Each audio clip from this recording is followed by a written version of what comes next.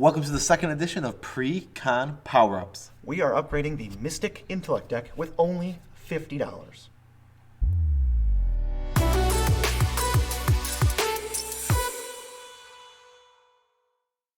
I'm your host, Joe Cherries. I'm your other host, but maybe more handsome host, Beezy, and that makes us together the Nitpicking Nerds. And before we begin, if you haven't subscribed to our channel, what are you doing? Subscribe to our channel. And besides, you want to be a subscriber. Besides, you want to be subscribed to our channel because our subscribers are twice as effective. Disclaimer, all human beings are equally effective. Sorry, non-subscribers, get in there. Get your hands dirty and subscribe to our channel. Now, we're going to explain who the commander is, who we chose, what the deck does, how it wins, and then we're going to go over some changes we made in a specific order. But first, we got to know who we picked for the commander. His name is, Chronoclasm. 7, the Chronoclasm. His name isn't Chronoclasm. Oh, his name isn't Chrono. 7, the Chronoclasm. But 7, the Chronoclasm. So why don't we read 7? Let's read the Chronoclasm. 7, the Chronoclasm. Everyone just unsubscribed. 2, blue, red, white, for a 2/2 human wizard. Prevent all damage that would be dealt to 7, the Chronoclasm. Whenever you cast your first instant or sorcery spell from your graveyard each turn, copy that spell. You may choose new targets for the copy. It's really strange that he prevents all damage done to him. I think they wanted to get in all those damage flashback cards. I don't know. I guess Devils play targets, doesn't it? Yeah. I don't know. Actually, we cut Devil's Play, so, well. I was just thinking Devils play does What is the targets. deck's game plan? The deck's game plan is to gain advantage from casting cards from your graveyard. But how are we going to win? How are we going to win? Use our spells to pay off to deal lethal damage to our opponents. Oh, well, that's great. That's great. So we always go first. The first thing we do is we cut cards that have absolutely nothing to do with this deck's game plan. Every precon has them. That's just how wizards be sometimes. So what did we end up cutting? Did you really just say that's how wizards be sometimes? Ugh. You heard me. What did we cut? We kept Mash Diminish. All of target players' creatures become 1/1s. Don't like it. I mean, it doesn't really do much. I don't really care if it flashbacks. It's like really slow, really bad polymorph is just. Yeah, it's just not a good card. It's like just because something says flashback doesn't mean it fits into a deck. Yeah, that's absolutely true. So Precon Sky Rampart, we also cut. It's one of the other Jeskai legends. This deck doesn't give a flying hoot about switching who can attack who. We're not attacking anybody. Yeah, We don't care. That card's lame, and also it's lame. Gerard, Weatherlight Captain. This is a cool eggs commander. I love this card. It just does not fit with what we're trying to do. Yeah, I will probably do a Gerard Jack Tech up in here at some point. Up in here. Did you really just say up in here? It's way cooler than Oh it my be God. like that sometimes. Oh my god. Got Pristine Angel. This is like not designed for commander. The stats are not close enough to what we need. Maybe if this was like 2 mana, I'd consider it. Cliffside Rescuer, I don't even understand why this card's in the deck. It's a cool card they just wanted to put in the format. This is how they did it. Not for this deck. That's fine. Stormherd, I think that card is just really bad. I don't think it's a Tulpa. Talk about a card that doesn't fit into a deck at all. As a Tulpa has no business being It's just a big, giant flying beater. They don't even care about that. That's not what this deck does. It doesn't fit in at all. Rel Zarek. It's our obligatory 1 Planeswalker reprint that isn't very good, so we cut it. And Bloodthirsty Blade, another card they just wanted to inject into the format. It's really cool. I just don't see it here. Yeah, it's really cool. It doesn't fit in the deck. Maybe it's a deck that's cool for like Monarchy decks, but not this one. Nope, not even a little bit. No. That card, I mean, the upside on that card can be like destroy target creature, but better.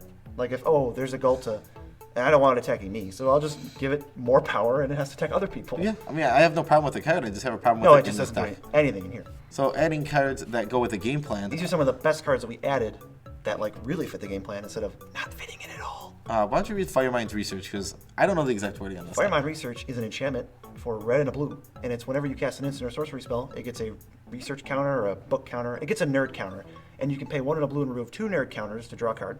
Pay 1 in a red and remove 5 nerd counters to deal 5 damage to something. Oh, that card's so cool. It's going to sit there, build up counters, and you're going to be happy about it.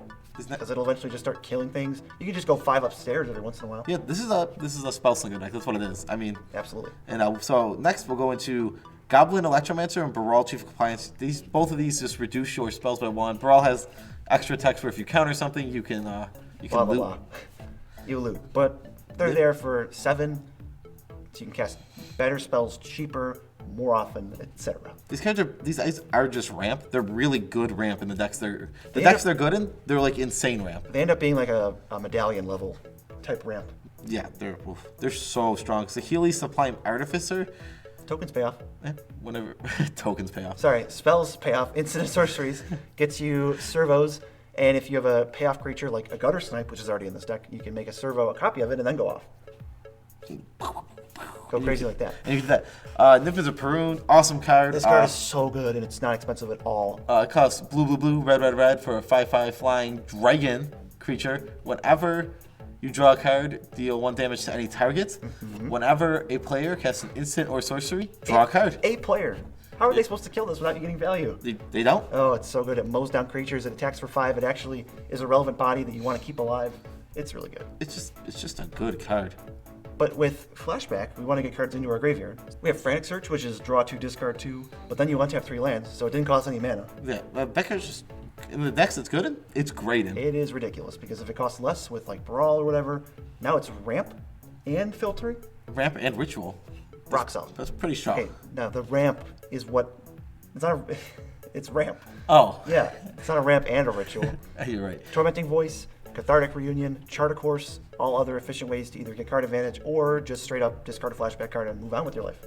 Which is getting you card advantage, actually, believe it or Absolutely. not. Card filtering is nice. This deck did come with Faithless Looting, which does the same thing as these other cards, Yeah, basically. Faithless Looting is as good, if not better, than most of those. A plus included in the deck, actually. A plus. You did it. Then we got that Deck Fate in our RIP Deck Fate. Yeah, that card was expensive. They were like $25. Really? Jeez. Yeah, they were really expensive because there was only one printing of that art. Now I know.